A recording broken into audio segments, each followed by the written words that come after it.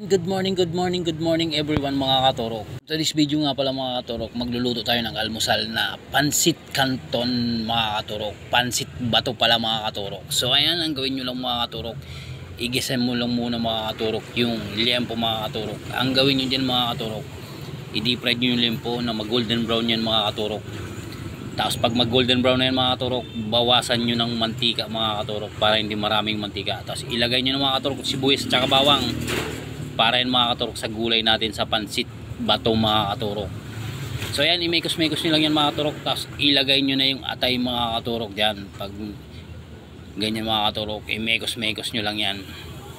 So pag ganyan na mga katurok, ilagay nyo na mga katurok yung mga pampalasa natin, yung paminta, toyo ng kapitbahay nyo, oyster sauce. Tapos imekos-mekos nyo lang yan. Pag namekos-mekos nyo lang mga katurok, ilagay na natin yung mga gulay mga katurok. Yan, ilagay nyo ng bell pepper, carrots, cabbage. Tapos imekos-mekos nyo lang yan. I-make sure nyo lang mga katurok na hindi siya, pag tinimplan nyo yan, hindi maalat masyado. Kasi yung pansit bato natin mga katurok, maalat na yan. Kaya kailangan pag linuto nyo yan, yung eksakto yung lasa lang, para pag linagay natin sa gulay, hindi siya alat. Tapos isid aside lang natin yan. Tapos maglagay na tayo ng criminal water mga katurok, para naman yan sa pansit bato natin mga katurok. So ayan, pakuluin nyo lang mga katurok. Tapos maglagay kayo ng 4 cubes, toyo, oyster sauce.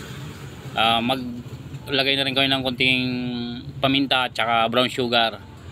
Tapos imekos-mekos nyo lang yan, pakuluin nyo lang. Tapos ilagay nyo na yung pansit bato mga katurok. So ayan, pag nilagay nyo yung mga katurok, mabilis lang maluto yung pansit bato na yan mga katurok pag ganyan.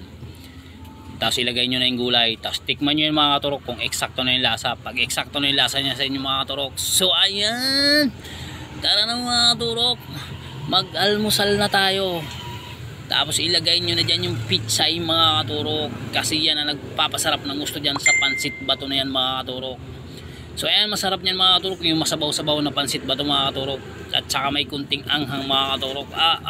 Ang sarap niyan. So ayan, thank you for watching sa inyong lahat mga katurok, lalo